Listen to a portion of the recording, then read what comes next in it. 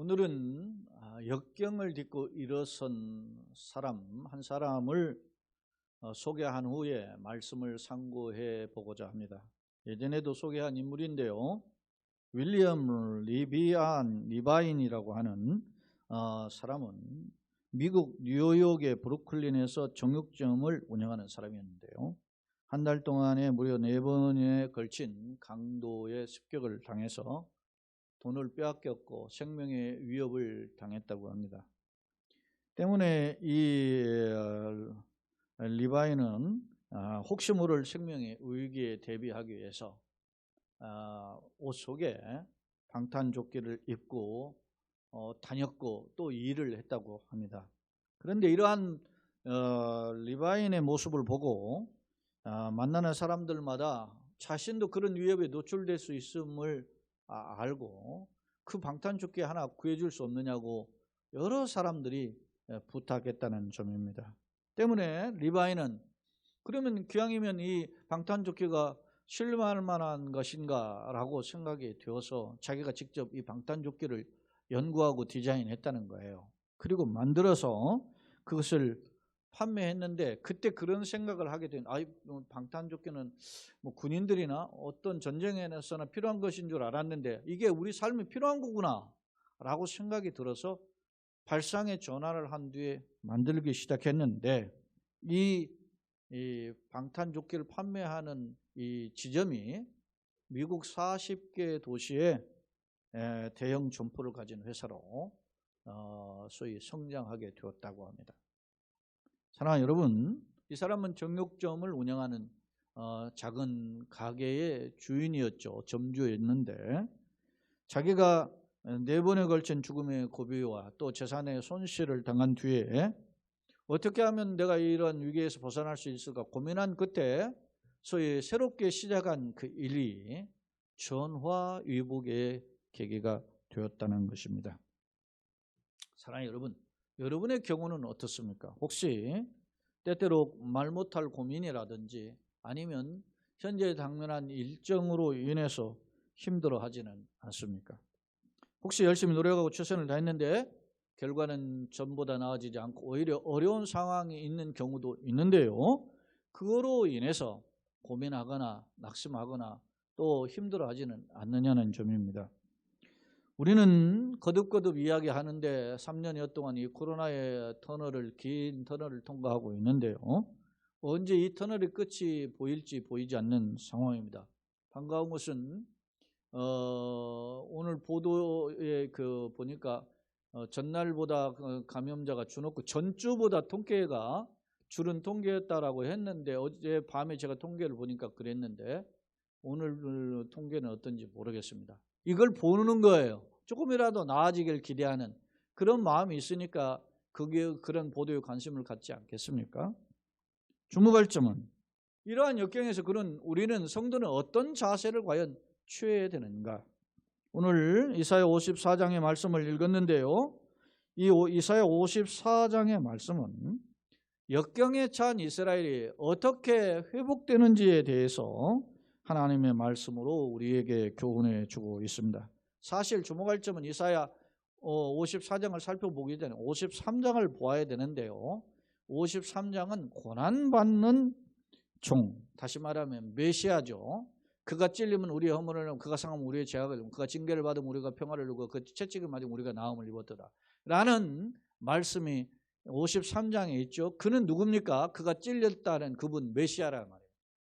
세상 죄를 지공하는 하나님의 어린 양과 관련되어 있는 은혜가 이제 그 어린 양을 통해서 펼쳐지는 장면이 이사야 50장에 기록되어 있어요. 그렇기 때문에 이사야 54장은 장차 메시아를 통해 주실 은총을 기록하고 있습니다. 오늘 이 54장은 사실 1절로 10절 그리고 11절로 마지막 17절로 둘로 나눠볼 수 있는데 편의상 제가 8절까지 읽었고 9절 10절은 오늘 말씀 속에 살펴보겠습니다. 오늘 이 말씀은 두 단락으로 나눠진다 그랬죠. 54장은 근데 가까운 미래에 있을 일 1절로 10절은 그리고 11절로 17절은 먼 미래에 있을 예고예요. 하나님의 약속이고 미래에 있을 예언인 것이죠. 그렇다면 오늘 1절로 10절에 나타난 말씀 속에서 하나님께서 장차 가까운 미래에 베푸실 이스라엘의 은혜는 무엇일까? 오늘 저는 주제를 하나님의 영원한 자비를 바라보자 이렇게 정했는데, 이 자비를 바라보기 전에 왜 우리가 하나님의 자비를 바라봐야 되는가? 하나님의 회복이 있기 때문에 바라보는 건데요. 그래서 오늘 우리가 하나님의 회복의 은총은 어떻게 우리에게 다가오는가? 먼저 하나님의 은총, 이스라엘 회복하는 은총은 포로에서 귀환할 것과, 그리고 그 회복된 이스라엘이 번성할 것임을 약속하고 있습니다. 먼저 1절로 3절의 말씀을 보면, 잉태하지 못하며 출산하지 못한 너는 노래할지어다. 산고를 겪지 못한 너는 외쳐 노래할지어다. 이는 홀로 된 여인의 자식이 남편에 있는 자의 자식보다 많음이라. 여호와께서 말씀하셨느니라. 내 장막터를 넓히며 내 초소의 휘장을 아끼지 말고 널리 펴되 너의 줄을 길게 하며 너의 말뚝을 견고히 할지어다. 이는 네가 좌우로 퍼지며 내 자손은 열방을 얻으며 황폐한 성읍들은 사람 살 곳이 되게 할 것입니다. 이렇게 말씀해요. 자, 주목할 점은 여기 너는 노래할지어다 그랬어요. 너는 노래할지어다. 너는 외쳐 노래할지어다. 반복해서 사용하고 있죠. 노래는 기쁨이고 감사하고 내 안에 있는 어떤 흥얼거리는 겁니다. 기쁨의 흥얼거리며. 근데 이 기쁨의 흥얼거리는, 내 자식은 기쁨의 흥얼거리지만 하나님께는 찬송이란 말이에요. 그러니까 우리가 찬송도 또 크게 두 부류로 불 수 있어요. 힘이 있죠. 힘이 있고 어떻게 해요? 가스펠 송이 있습니다. 예? 물론 중간에 이제 가스펠 힘도 있고, 예, 그런데 힘은 하나님을 높이는 찬양들이에요. 전부 다. 가스펠 송은 우리의 신앙 고백의 노래들이에요. 근데 가스펠 힘 중에도, 가스펠 송 내에도 하나님을 높이는 찬양들이 있고 나의 신앙 고백이 있어요. 그러니까 어떤 찬양을 보면 높이는 찬양이 있고 자기 고백적 찬양이 있단 말입니다. 이걸 이제 찬송을 이렇게 분류하는데, 노래한다라는 말은 여기에 다 담겨져 있어요. 근데 세상 노래는 그렇지 않잖아요. 세상 노래는 신세타령도 하고 막 감정을 해서 했고 열방에, 이번에 어느 가수가 말이지 작은 무대에서 했다고 막 더 큰 무대에서 해야지 왜 거기에서 말이지 하는 스페셜 무대를 하냐면, 세상은 썩어질 것을 가지고도 열광해요. 여러분, 그렇게 열광하면서 우리 자신을 돌아볼 필요가 있는 기독교는, 세상은 볼 수 있는 눈이 없어요. 그래서 우리는 보아야 된단 말입니다. 제가 늘 이야기하잖아요. 여러분, 내가 잘 먹고 잘 살면서 그거 하나님 축복이죠. 그러면서 동시에 그렇지 못한 사람을 생각해 본다는 겁니다. 나는 잘 먹고 잘 사는데 하나님의 은혜의 복으로 내가 이렇게 행복하게 맛있는 걸 먹고 이렇게 즐기는데 그렇지 못한 사람들을 내가 어떻게 생각했나, 배려했나를 생각해 본다는 겁니다. 여러분, 예를 들어서 제가 반려견을 키우고 이렇게 하는 거, 그것이 우리 사회에서 문제가 될 게 없죠. 그러나 그걸 하면서 거기에 다 투자를 하면서 어렵고 힘들어가는 이웃들을 내가 얼마나 돌보았느냐, 보살피지 않았는가를 되돌아보는 게 필요해요. 그것이 기독교인이에요. 자, 우리가 노래한다는 겁니다. 찬송한다는 겁니다. 뭘 찬송한다라는 걸까요? 자, 오늘 보세요. 누가 찬송해요? 보세요. 54장 1절에 잉태하지 못하며 출산하지 못한 너는 노래하라. 잉태하지 못하고요, 출산하지 못한 사람이에요. 그 다음에 뒤에 산고를 겪지 못한 너는 노래할지, 외쳐 노래할지. 다 이 세 번 반복되어 있는데 이 전부 다 뭐예요? 아이를 낳지 못하는 죄이죠. 우리나라도 옛날에 아이를 낳지 못한 7가지 죄악에 하나에 해당했는데, 이스라엘이나 그 소위 고대 근동 지방에서 보면 아이를 낳지 못하면은 부끄러움으로 생각했단 말입니다. 왜? 자식은 축복이었고 그것이 자식이 많은 자는 번성한 것은 하나님의 은총으로 생각했잖아요. 그래서 시편 127편에서 보면은 자식은 여호와의 주신 기업이 그 상금 그 태의 얼마 하나님의 상급이로다 그랬어요. 이것이 자식은 장사의 수중의 화살과 같으니 그랬어요. 이것이 전통 화살통에 가득한 자는 복되도다. 저가 원수와 성문에서 만났을 때 부끄러움을 당하지 않는다 그랬어요. 그래서 옛날부터 말이지 우리 그런 말이 있잖아요. 야, 요즘 무자식이 상팔자도 있지만 옛날에 했어요. 내가 자식이 없다고 나를 깔보냐 이런 말이 있어요. 했었지. 그러니까 자식은 하나님의 주신 기업 선물이 축복이란 말입니다. 그런데 그런 이 자식이 없는 여인들이 노래하게 되는 것만 부끄러웠던 여인들이 노래하게 돼요. 찬송하게 돼요. 왜요? 보세요. 이는 홀로 된 여인의 자식이 남편 있는 자의 자식보다 많다. 어떻게 많아집니까? 홀로 돼 있고 잉태하지 못한 여인이고 이런 상물을 겪지 못한 여인이 어떻게 갑자기 남편이 있어서 아이를 낳는 사람들보다 많아질 것인가? 주님이 말씀하시는 보세요. 여호와께서 말씀하시는 내 장막들 넘기며 내 처소의 회장을 아끼지 말고 내 변을 펴서 그렇게 경고하게 될 것이다. 그렇게 하나님이 약속한단 말입니다. 사랑하는 여러분, 홀로 된 여인이 자식 있는 남편 있는 자의 자식보다 더 많은 자식을 많아질 것은 이것은 소위 말하면 패러독스 역설입니다. 어떤 역설입니까? 하나님의 탁월한 은혜로, 하나님의 일방적 은혜로, 하나님의 주권적인 은총으로 너가 남들이 힘써가지고 낳은 자식보다 더 많은 자손을 두게 될 것이다. 할렐루야. 이런 약속이란 말이에요. 우리가 지금 이사야 54장 보는데 이사야 41장 43장 보면 너는 나를 알지 못할 나는 너에게 칭호를 줬다 그랬어요. 하나님의 일방적 은혜가 우리 가운데 임할 때 우리가 세상이 보기에는 잉태하지 못한 여인, 상물을 겪지 못한 여인, 그런 부끄러운 여인 같은 취급을 당하지만 그러나 하나님의 은혜가 부어질 때 길이 열리게 되는 줄로 믿습니다. 그래서 하나님 앞에 우리가 매 주일 이렇게 예배를 드리는 이유가 뭡니까? 한 주간을 시작하는데 하나님의 주일의 처음 시간을 하나님께 드림으로 하나님께서 이 주간의 모든 일정도 간섭해 주실 줄로 믿습니다. 간섭해 주세요. 기도하며 엎드리는 겁니다. 자, 오늘 그렇다면 이는 어떤 비유에 속한가? 가까운 시일 내에 자 보세요. 내 자식에게 많아지고 그뿐으로 노래하는 날이 올 것이라는 거잖아요. 이 말은 가까운 시일 내에 이스라엘이 해방될 것이라고 하는 예구의 말씀이에요. 사실 이스라엘은 기원전 607년부터 바벨론 1차 침입, 그 다음에 609년에 쳐들어 609년에 바벨론 1차 침입, 그 다음에 기원전 597년에 바벨론 2차 침입, 그리고 바벨론 588년에 쳐들어와서 3년 차인 586년에 이스라엘이 멸망해서 다 바벨론 끌려가요. 1차 포로, 2차 포로, 3차 포로 할 때 완전히 망하는 거예요.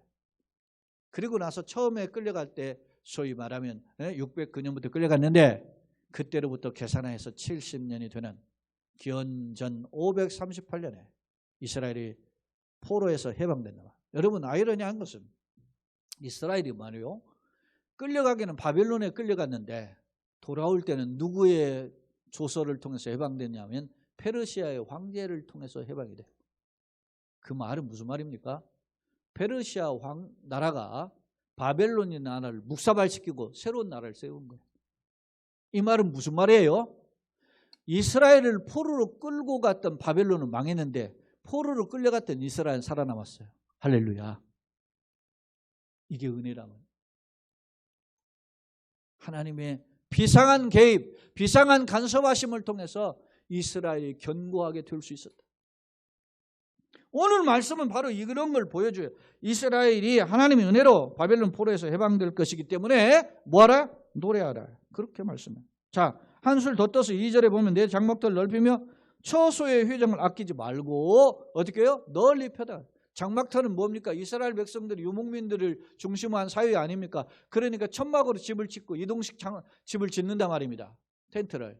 그런데 자기의 형편에 따라서 어떤 집은 말이죠. 좀 같은 이동식 장막을 치는데 어떤 집은 작은 집을 짓지만 어떤 사람은 말이죠. 식솔들이 많으니까 그 장막을 크게 짓는단 말이죠.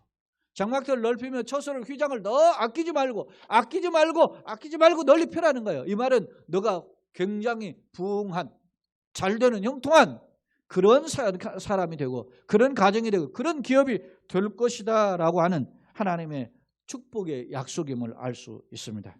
당시 이스라엘 백성이 불신앙과 불순종으로 바벨론 끌려갔죠. 사실은 북왕국은 이미 아수르에 왕했고 남왕국은 이제 140년 후에 남왕국도 망해요. 바벨론에 망해요. 그래서 포로의 신세가 되었어요. 북왕국이나 남왕국 다 모두 포로 신세예요. 그러나 하나님의 은혜로 포로에서 해방된 물론 이렇게 어떻게 해요? 장막터를 넓히는 폭발적인 어떻게 은혜, 폭발적인 번성이 있을 것임을 약속하고 있어요. 3절 보세요. 이는 내가 좌우로 뭐요? 퍼지며 좌우로 사방으로 동서남북으로 막 그 자손이 펼쳐나가는 거죠. 내 자손은 열방을 얻으며 황폐한 성읍들은 사람 살 곳이 되게 할 것이다. 네 자손이 열방을 얻는다 그랬어요. 내가 열방의 포로가 된 존재가 이제는 열방 위에 서게 되는 그런 존재가 될 것임을 말씀하고 있어요. 이게 무슨 말입니까? 신명기 28장 13절에 보면 하나님이 말씀하십니다. 이 신명기 28장이 무엇입니까? 여러분 신명기 28장은 하나님께서 약속하시는 그 소위 이스라엘 백성이 가나안 땅을 바라보면서 모압 평지에서 모세가 설교했는데 6지파는 그리심산에 6지파는 에발산에서 어떻게 해요? 그 축복과 저주를 선포하죠. 그때 약속이 신명기 28장. 그런데 신명기 28장은 굉장히 중요한 축복이 담겨져 있어요. 근데 거기에 축복에 대한 약속이 1절로 15절에 나오는데 그 13절 중에 이런 말이 있어요. 여호와께서 너를 머리가 되고 꼬리가 되지 않게 하시며 위에만 있고 아래에 있지 않게 하시리니 그랬어요. 예? 자, 이 말은 뭐냐? 머리가 되고 꼬리가 되지 않고 위에만 있고 아래에 있지 않게 한다. 다시 말하면 선봉자가 된다는 것, 지도자가 된다는 것입니다. 이제는 열방이 끌려간 존재에 섰지만은 이제는 하나님의 은혜로 열방을 다스리고 열방을 건져주는 세워주는 그런 통로가 될 것입니다. 사랑하는 여러분, 우리의 가슴은 작습니다. 그러나 우리가 5대양 6대를 품고 기도하고 또 때로는 우리가 물질도 돕고 그들을 위해서 협력하면 어떻게 합니까? 그들 속에 하나님을 품는 그릇으로 우리를 채워주시는 줄로 믿습니다. 세계를 품은 그릇이 된다는 거 내가. 사실 이번 우리 목회자 모임에 제가 3명의 선교사들을 제가 연락을 다 해놨어요. 한국 시간으로는 오후 6시. 그들 시간은 각각 달라요. 뭐 2시간 차이 나는 곳도 있고 또 뭐 6시간 차이 나는 곳도 있어요. 그래서 각각 내가 한국 시간이 이때니까 너 그때 기다려라. 우리 동교회 목사님들 전부 다 해서 영상통화로 내가 연결해 줄 테니까 기다려라. 스탠바이 하라. 그래. 전부 제가 이미 통화를 했고 다 연락을 취했어요. 근데 이제 제가 못 가니까 이제 다른 사람한테 이제 그걸 바토를 넘겨줘야 될 형편이 있죠. 그런데 여러분 보세요. 왜 그런 이야기를 합니까? 우리 선교사들을 위해서 내가 우리 동료 목사님 그 선교사들을 위해서 기도해주고 물질을 돕고 하는 교회들이 거기 그 중에 있어요. 감사한 일이잖아요. 그들 중에 5대양 6대주를 품는 것이 얼마나 귀한 일인지를 우리가 다시 한번 상기하는 거 아닙니까? 사랑하는 여러분 보세요. 오늘 네가 좌우로 퍼진다, 열방을 얻는다라는 말은 머리가 되는 지도자의 복을 주신다라고 하는 하나님의 약속입니다. 사랑하는 여러분, 그럼 이스라엘 본래 어떤 사람입니까? 냄새나는 자들 아닙니까? 냄새나는 사람들. 이스라엘 백성들이 어떤 존재예요? 하나님을 떠나서 패역하고 불신앙하고 불순종하고 우상을 숭배했던 사람입니다. 근데 하나님 이런 자들을 건져주신다는 거예요. 왜요? 180도 이렇게 변화시키는 의미가 뭐냐 말입니다. 왜 하나님께서는 이 180도 달라지게 하는가? 사랑하는 여러분, 이 180 달라진 은혜가 누구를 통해서? 앞서 53장에 나온 예고한 메시아를 통해서. 그 메시아가 나를 삶을 지배하고 나의 가족을 지배하고 우리 교회를 지배하고 우리를 이 땅을 통치하면 하나님의 길이 열리는 줄로 믿습니다. 어떻게 보면 코로나의 어떤 홍역은 그리고 뭐 이상 기온, 홍수가 있고 가뭄이 있고 이런 어떤 폭염이 쏟아져 가지고 화재가 나고 이런 이것은 하나님의 강력한 경고예요. 너의 정신 차리라 말이지. 여러분 특별히 이런 일들이 어디서 많이 벌어지고 있어요. 코로나 통계도 보고 여러분이 이번 지금 현재 일어나는 어떤 재앙들을 보면 다 어디에서 선진국에서 벌어지고 있어요. 우리나라도 예외가 아니죠. 우리나라는 기독교 국가는 아니지만 1000만이라고 하는 기독교인들이 살고 있지 않습니까? 정신 차리라고 하는 거 아닙니까? 자, 그러면 이스라엘 본래 어떤 존재였는가? 그런 사람들에게 이렇게 구원하는 통로로 쓰임받게 하는데, 자 4절 5절 한번 보겠습니다. 두려워하지 말라. 네가 수치를 당하지 아니하리라. 놀라지 말라. 네가 부끄러움 보지 아니하리라. 반복 강조죠. 두려워하지 말라, 놀라지 말라라는 말씀을 반복하면서 어떻게 수치를 당치 않고 부끄러움을 하지 않는다라고 하는데 어떤 내용인지 한번 들여다보겠습니다. 네가 젊었을 때의 수치를 잊겠고, 젊었을 때의 수치를 잊겠고 과부의 때의 치욕을 다시 기억함이 없으리니. 젊었을 때의 수치, 과부의 치욕은 뭔가? 학자들은 이걸 두 가지로 해석을 해요. 젊었을 때의 치욕은 과거 이스라엘 백성들이 애굽에서 종살이한 생활을 젊었을 때의 수치라 이렇게 이야기하는 거예요.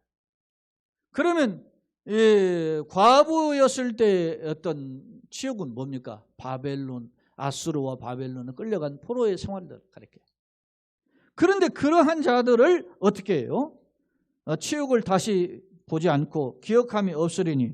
왜 그렇게 해요? 5절에 이는 너를 지으신 이가 내 남편이라. 너를 지은 이가 내 남편이라. 너를 지은 이가 내 남편이라는 말은 뭡니까? 그 이름은 만군의 여호와시며 내 구속자는 이스라엘 거룩한 이시라. 그는 온 땅의 하나님이라 일컬음을 받아요. 여러분 니들도 반복하고 있죠. 보세요. 너를 지으신 이가 내 남편, 너를 지으시니, 그 다음에 그 이름은 만군의 여호와, 그 내 구속자 거룩한 이의 하나님이라고 일컬음. 반복해서 강조. 우리를 이렇게 장막터를 넓히며 회복이 되며 열방의 머리가 되게 하시는 그런 하나님이 누구냐 말이죠. 가깝게는 내 남편이라. 왜? 아까 노래하는 자가 누굽니까? 아이를 낳지 못한 자인데 아이를 낳게 만드시는 분 있죠. 그러면 그냥 낳을 수 없잖아요. 남편이 있으니까 낳을 거 아닙니까? 그 남편이 누구냐면 거룩하신 이고 하나님이시고 우리의 구원자이십니다. 만군의 여호와입니다. 할렐루야. 그 하나님이 우리를 이렇게 회복하실 것임을 약속하고 있어요. 여러분 이 남편이라는 단어가 사실은 바알이라는 뜻이에요. 바알의 원 뜻이 뭡니까? 히브리어로 주인, 그런 뜻이라고. 주인. 네? 그러니까 하나님이 나의 주인, 나의 남편, 나의 소위 말하면 백그라운드가 되는 거예요. 나는 백이 없어, 배경이 없어, 배경이 없어. 사람들이 막 돈이 없으면 그러잖아요. 돈 있는 부모를 만났거나 아니면 돈 잘 나가는 어떤 배경을 만나가지고서 후원자를 만나가지고서는 내가 길이 열리거나 그러기를 원하잖아요. 요즘 세상에 보면. 응? 그래요. 예전에는 개천에서 용이 나왔는데 지금은 개천에 용 안 나온다 그러잖아요. 왜? 용이 넓은 바다에서는 용 나온다. 지금 현실에 펼쳐지는 상황에 우리를 변화시를 못 시키는. 그러나 여러분 보세요. 하나님이 나와 함께 하시면, 하나님 나의 주인이시고 나의 남편이 되시면, 그 하나님 만군의 여호와이시면, 그분이 나의 구원자이시면 내 길이 다시금 열려질 줄로 믿습니다. 그래서 너희는 먼저 그 나라와 의를 구하고 이 모든 것 더하시는 하나님 앞에 엎드리는 겁니다. 우리가 한 주간을 시작하면서 하나님께 기도하면서 하나님 말씀을 붙잡고 시작하는 겁니다. 왜? 하나님이 우리의 인생의 주인이고 한 주간의 주인이신 줄로 믿습니다. 우리의 호흡 한 영혼 세포 하나 가지고 간섭해 주세요. 치료해 주세요. 강건함해 주세요. 길을 열어주세요. 복의 복을 더하시고 물권의 복을 주세요. 인권의 복을 주세요. 하나님 아버지 선교하는 비전의 복을 주세요. 이런 걸 구하는 까닭이 뭡니까? 하나님이 우리 인생의 주인이고 왕이시기 때문에. 그렇기 때문에 그런 하나님 앞에 어떻게 해요? 우리가 두려워하지 말고 놀라지 말고 깜짝 놀라가지고 말이죠. 예? 하지 말고 이제 주님 앞에 엎드릴 것을 말씀하고 있습니다. 자, 여러분 이런 말씀을 들으면서 여러분 뭐가 여러분 속에 궁금증이 없습니까? 저희는 궁금증 하나가 생깁니다. 그 궁금증이 뭡니까?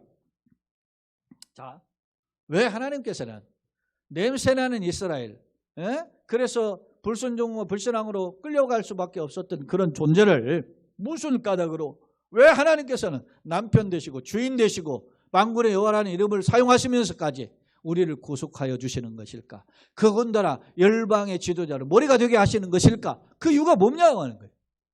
네? 그 질문을 다시 한번 해보게 됩니다. 그렇다면 이스라엘이 자랑하죠. 뭐라고 자랑합니까? 우리는 아브라함의 후손이다. 혈통을 자랑하죠. 우리는 할례를 받았다. 우리는 율법이 있다. 여러분 이게 뭡니까? 외형적 자랑들 아닙니까? 내가 말이지 몇 대째 내가 믿음의 가문이다. 우리 부모님 누구다. 우리는 어떤 신앙을 나는 몇십 년째 기도하고 성경을 읽었다. 이렇게 이야기해요. 지난주에 기독신문을 보니까 어느 우리 교단인데 옛날에 우리 같은 노예에 있었던 교회인데 거기에 보니까 막 교인들이 말이지 성경 쓰기를 해가지고 막 상을 주고 막 그렇게 하고 또 성경을 쓰면서 체험한 이야기들 하더라고요. 귀한 거죠. 그러나 여러분 그렇다고 해서 신앙이 다 놀랍게 변화됩니까? 다 내 삶이 어떻게 해요? 그걸 통해서 하나님의 앞에 연약감을 깨닫고 은혜를 더 구하고 겸손을 배우게 되는 거란 말이에요.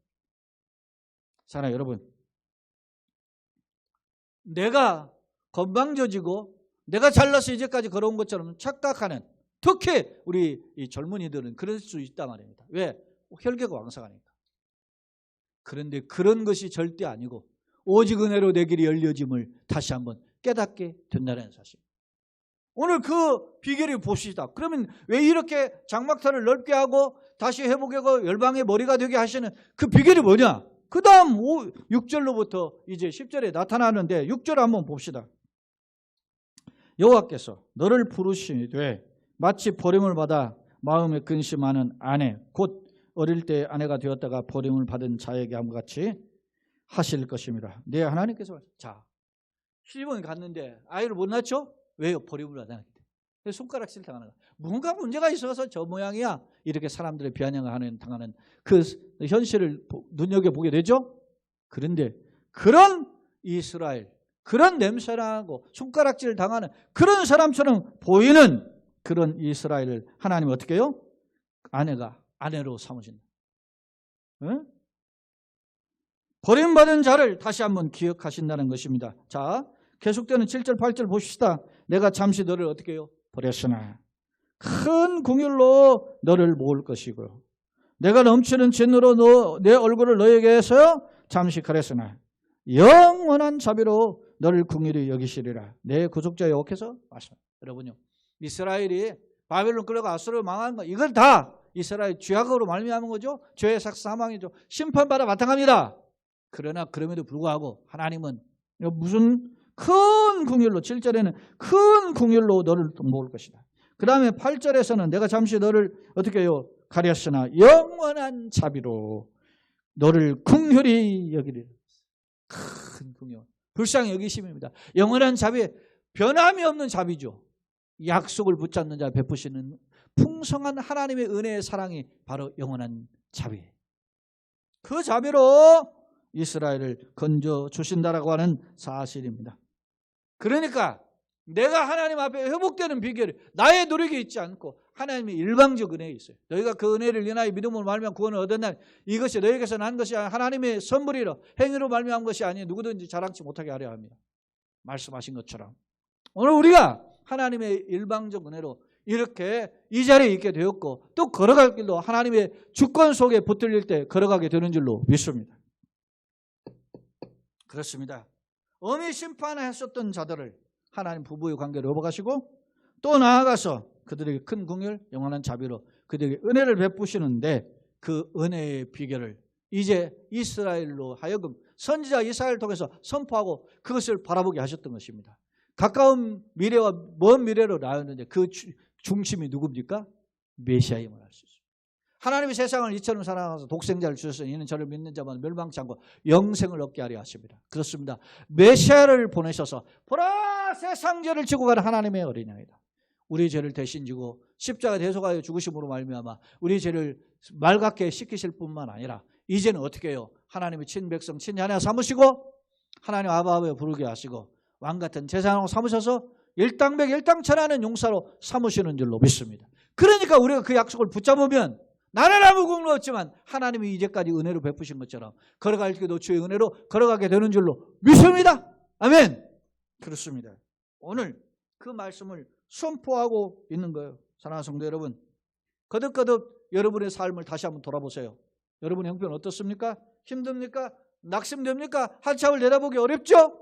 그러나 낙심하거나 포기하거나 절망하지 마세요. 왜냐하면 만왕의 왕 완주해 주시고 우리의 모든 생사업을 주관하시는 하나님께서 특히 독생자를 주시기까지 사랑하시는 하나님께서 주님의 풍성한 긍휼로 우리를 예수 믿어 하나님의 백성 삼으실 뿐 아니라 이제 나그네 길로 사는 동안에도 하나님이 시온의 대로 같은 길을 열어놓으셨다는 사실입니다. 바라기는 그런 풍성한 은혜가 주님 안에서 체험받기를 예수님의 이름으로 축원합니다. 아멘. 오늘 이사야 54장인데 앞에 45장을 보세요. 45장을 보면 45장 1절로 5절을 제가 너무 좋아하는 구절인데 그것 이제 다음에 이미 여러분 아시는 것이니까 넘어가고 6절 7절로 보겠습니다. 자, 해 뜨는 하나님이 말씀하시는 거예요. 해 뜨는 데에서부터 해 지는 데까지 오직 유일하신 참 하나님이라고 말씀. 예? 해 뜨는 데부터 해 지는 데까지 나밖에 없다 그래요. 나는 여호와라. 다른 이가 없다 그랬어요. 오직 유일하신 하나님만이 해 뜨는 데부터 해 지는 데까지 오직 하나님만이 통치자의 주관자의 창조자의 능력자이심을 절대 주권자이심을 강조하고 있다는 사실. 사랑하는 여러분, 하나님 누굽니까? 나를 창조하신 분입니다. 하나님 누구입니까? 나를 죄악에서 건져주신 분입니다. 하나님 누구입니까? 세상 끝날까지 동행하시며 붙잡아 주시는 분입니다. 그 하나님과 함께 교통하심으로 그 하나님의 약속을 붙잡았을 때, 그 하나님의 손에 붙들렸을 때 이 예측 불허의 시대에 절망과 고민이 가득한 이 시대에 주판을 계산하면 답이 나오지 않는 시대에 하나님의 은혜 가운데 걸어가면 하나님이 이끄시고 인도하시고 역사하시는 줄로 믿습니다. 그런 하나님의 은혜의 손에 붙들려서 그 은총을 맛보고 누리는 참된 축복의 성도의 가정 교회 되기를 예수님의 이름으로 축원합니다. 아멘. 말씀을 정리해 보겠습니다. 영어로 노하우가 있죠. 그걸 우리는 노하우라 이렇게 이야기하는데, 노하우는 어떤 사람이 가지고 있는 특정한 기술이나 탤런트, 자신만이 가지고 있는 지식, 어떤 이런 것들을 가리키는 표현입니다. 그런데요, 요즘 시대는 아무래도 젊은이들이 하는 일들이 탁월하죠.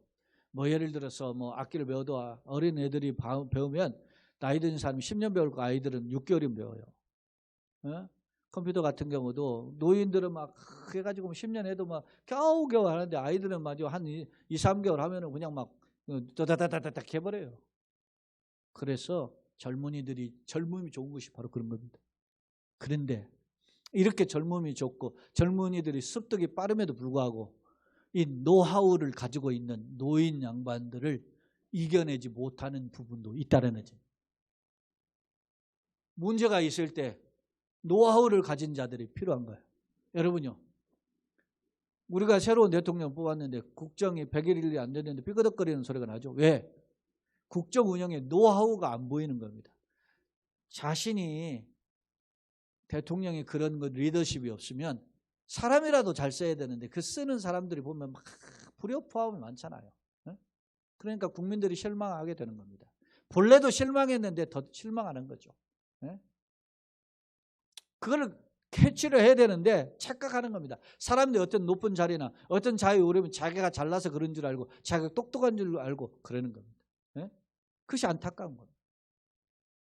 우리가 그럴 수 있다면 젊은이들 잘 나가고 유명해지고 그렇게 하면은 무시해요. 그것도 애들이 그러잖아요. 어떤 애들이 그래요? 건방진 아이들이 그래요. 학교에서 좀 배우고 잘하고 그러면 자기가 예전에 엄마한테 물어보고 그랬는데 이제는 엄마보다 많이 아는 것 같지? 그럼 엄마를 무시하기 시작. 이럴 때 넘어지기 시작. 사랑하는 성도 여러분, 앉아서 넘어지면 데미지가 적지만 서서 넘어지면 데미지가 큰 거예요. 선줄로 생각건 넘어지가 조심하라 그래요. 거만한 폐망의 선복이 거만하면 넘어지 왔죠. 사랑하는 여러분, 이스라엘 백성이 자고하다가 아수르에 자고하다가 바벨 망하지 않습니까? 이젠 정신 차리라는 말씀이죠. 하나님이 선자를 통해서 주시는 거예요. 자, 제가 요즘 유튜브를 많이 보는데 그 유튜브 보는 중에 그 유튜버 중에 굿프렌드 경매학원이라고 하는 유튜브 그 사이트를 운영하는 분이 있어요. 이분이 머리가 허연한데 아마 60 후반 70 초반 되지 않겠나 하는 생각인데, 이분이 어떤 것을 이렇게 하면 설명을 하면 그것을 이렇게 수리적으로 이득이 되는 거, 이윤을 계산하는 것을 해요. 머리를 암산하니까 그 옆에 있는 모두 직원이 살짝 이렇게 계산기를 주더라고요. 계산기 필요 없다. 자기는 답이 탁탁탁. 이야, 그 왜 그렇게 했을까요? 수십 년 이분이 경매하시는 분인데 경매를 통해서 자기의 노하우를 가지고 있기 때문에. 그런데 여러분, 제가 예전에 경매하는 분을 별로 좋아하지 않았어요. 왜? 우리도 경매에 당하게 바꿔.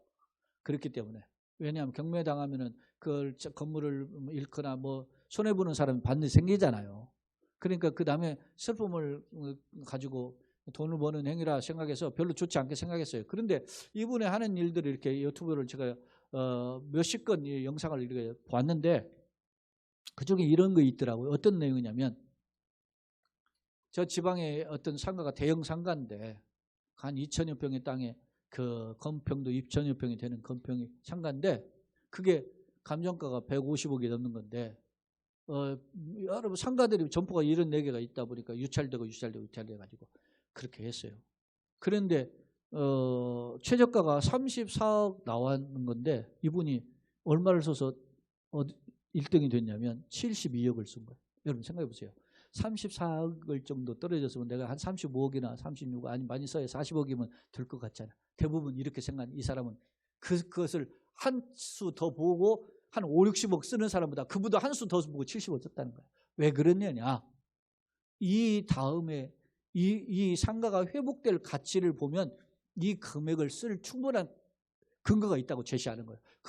이 한 수, 두 수가 아니라 세 수, 네 수, 10수를 보는 그 시안에 탁월해요. 그런데 실제로 그 상가가 일차를 받으니까 전부 대부분 다 그 임대인들이 점포를 어떻게 임대하다 보니까 월세를 안 내니까 월세를 하니까 200만 원 정도의 월세 매월 적게는 160인데 그걸 안 내는 거예요. 경매가 1년 이상 진행되니까 보증금 3천 내놓고서나 그렇게 진행되니까 자기네들은 손해볼 게 없는 거예요. 이 사람들은. 근데 이제 주인이 바뀌고 가니까 나가다 보니까 쓰레기를 나부지고 가지고 건물이 막 완전 난장판인데 그 건물을 전부 다 하수구도 연결하고 리모델링 해가지고 새 건물을 싹 만들어 놨어요. 그리고 이제 임대를 주는데 상가가 살아났어요. 경매가 다 나쁜 것만 아니구나. 다 절망적인 상가를 다시 살려가지고 그 겨우 연명하던 사람들이 살 수 있도록 도와주는구나. 그럴 수도 있구나. 생각이 좀 바뀌어지더라고요. 사랑하는 여러분, 이 비유가 적절한지는 모르지만 하나님은 우리가 포기하고 낙심하고 안 된다고 생각할 때 하나님의 차원으로, 내 차원이 아닌 하나님의 차원으로 하나님께서 길을 열어 가시는 줄로 믿습니다. 그러려면 우리의 영안이 열려서 그 하나님의 차원을 바라보는 믿음과 지혜의 영안이 열려져야 돼요. 그런데 우리는 여전히 내 생각에 갇혀서 세상을 보니까 힘들고 낙심이 든다는 것입니다. 나는 어떤가? 오늘 이사야 54장 마지막 읽자는 9절 10절을 읽고 말씀을 정리해 보겠습니다. 이는 네게 노아의 홍수와 같도다. 내가 다시 노아의 홍수로 땅에 범람하지 못하게 하리라 맹세한 것 같이 내가 네게 노하지 아니하며 너를 책망하지 아니하기로 맹세하였노니 산들이 떠나며 언덕들이 옮겨질지라도 나의 자비는 네게서 떠나지 아니하며 나의 화평의 언약은 흔들리지 아니하리라. 너를 긍휼히 여기시는 여호와께서 말씀하셨느니라. 할렐루야. 이건 하나님의 강력한 약속입니다. 노아에게 무지개를 통해서 홍수로 이 땅을 쓸어버렸지만 다시는 쓸어버리지 않게 약속하신 것처럼 산이 흔들려서 설령 떠나갈지라도 하나님의 약속은 너에게서 하나님이 너에게 베푸실 긍휼은 너에게서 떠나가지 않을까. 할렐루야. 천지는 없어지겠거니와 여호와의 율법 1.1획도 없어지지 아니하고 이루리라. 여러분 그렇다면 중요한 건 뭡니까? 하나님의 약속이 내 안에 있느냐. 네? 저 옛날 예수님 시대에 말씀하시죠. 2명의 성전에 와서 기도하는데 세례는 감히 고개를 들고 가슴을 치면서 주여 나는 죄인으로서이다. 나를 불쌍했어. 그럴 때 주님이 고개를 뻣뻣이 들고 하늘을 울어서 건방을 떨었던 바리새인보다 세리가 의롭다함을 받고 돌아갔다 이 얘기했어요. 그렇습니다. 나는 냄새납니다. 연약합니다. 그러나 오늘 주님 앞에 엎드리면 주님 앞에 주의 은혜를 구하면 이스라엘 백성들에게 장막터를 넓히고 새로운 길을 여시고 메시아를 통한 영광을 다시 한번 약속하신 것처럼 나의 길도 그렇게 이끌어 가실 줄로 믿습니다. 그런 믿음의 소유자, 약속을 바라보는 자, 하나님의 은혜를 맛보고 누리는 저와 여러분 되시고 그런 우리 교회요 가정 성도 되시기를 예수님의 이름으로 축원합니다. 할렐루야. 믿습니까? 그런 은혜의 증거들이 올 한 해뿐 아니라 우리의 삶의 영역에 가정 속에 특히 우리 젊은이들 가운데 체험되고 나타나기를 예수 그리스도 이름으로 축원합니다. 아멘.